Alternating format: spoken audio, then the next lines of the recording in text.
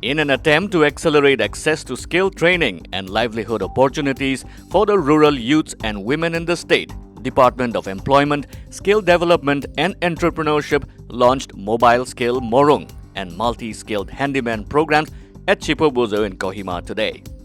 Chief Minister Nipurio inspected the training center and directed the elected members to provide tools to the trainers in their own districts. He later flagged off the mobile skill Moorings MSM before proceeding to another program. The accelerated access to skills training and livelihood opportunities for the rural youths in the state through mobile skill Moorings was introduced to ensure access to skill development, especially for the rural youths and women.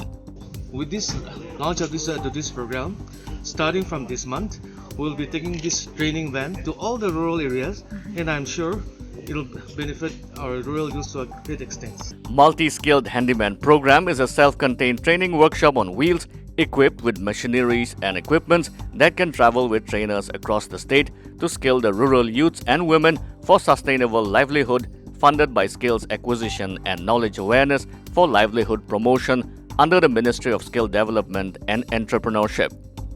We are trying to empower people at source, and so that the dependency on government job is reduced and people can be self-sustainable. Mobile Skill Moorings' objective is to bring skill training at the doorstep of the rural youth, cost savings in implementation of skill programs, focus on tapping in the rural economy as a source of sustainable livelihood, and aligning with different skilling programs to enhance the skills of the rural youths.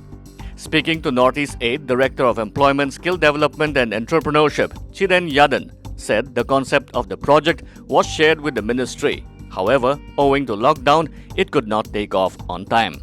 Yadan said it was a pilot project, a case study for the department, and exuded confidence to take the project to a higher level, which will help the youth in finding sustainable development opportunities in one or the other jobs. Chairman of Zyronic Initiative Society, Richard Belho, who was the trainer of the project, said the entire project will be documented and success stories will be submitted to the ministry. A day after the ruling PDA coalition government announced new hikes in taxes on petrol, diesel and petroleum products, the opposition NPF has condemned the decision and demanded an immediate rollback before it becomes too late to control its impact on a beleaguered and stressed society. It may be recalled that the state government on November 11th announced fresh hikes in price of petrol from 25% to 29.80% and diesel from 14.5% to 17.50%. NPF, through its press bureau, reminded that the PDA government tried to extract money from public under COVID cess. It was strongly opposed by the Naga public, which compelled the government to withdraw the cess on fuel. NPF said the PDA government has again come up with a new formula to suck money from the public. The opposition said this new formula was a cruel decision since public was reeling under the economic impact caused by the COVID-19 pandemic. After the tax hike, the petrol price in Dimapur was Rs 83.94 per litre, while diesel price was Rs 74.15 per litre. In the capital, Kohima, petrol prices climbed to 84.75 per litre and diesel to 74.81 per litre. A day after Chief Minister Nipurio said that the ruling PDA will discuss on whether or not to accommodate the independent legislator from 60 Pungro Kifere in the PDA, the newly elected independent MLA T. Yangseo Sangtam has announced that he was ready to support the PDA government if necessary. Sangtam said his aim as representative of the people was to work for peace and development, especially considering the fact that Kifere district is inhabited by various tribes. On Naga political issue, Sangtam said it was everyone's problem, adding he had committed to the people to perform his duty to the people as a facilitator.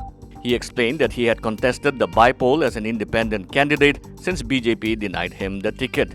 However, pointing out that in politics there is no permanent friend or foe, he said he would think about the scope and prospect of joining the ruling coalition.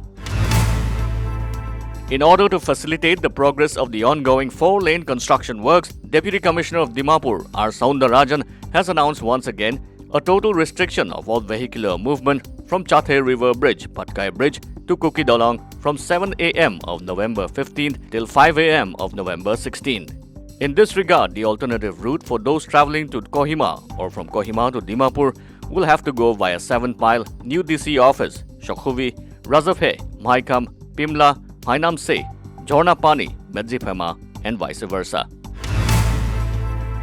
Announcing Union Home Minister Amit Shahs' plan to visit Manipur later this month to discuss Naga political issue, the Chief Minister of Manipur, N. Biren Singh, reiterated that the state's territorial integrity would not be sacrificed at any cost. Addressing a press conference at the Chief Minister's Secretariat here, Singh informed that Union Minister had a plan to visit the state within the current month of November. Singh said he learned that Shah desired to discuss the issue with all the MLAs of the state and other stakeholders during his proposed visit in the state. Singh, however, said that the date of Shah's arrival has not been confirmed yet.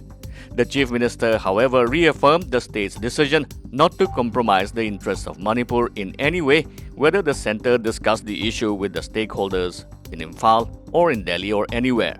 Our stand is very clear. We have repeatedly and categorically conveyed to the concerned party that we will never compromise Manipur's interest at any cost, he said.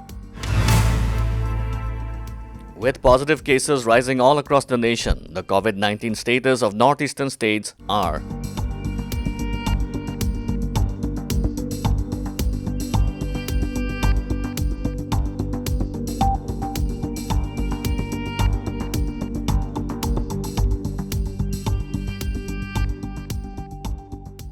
like, subscribe, and hit the bell icon for news that matters and stories that inspire.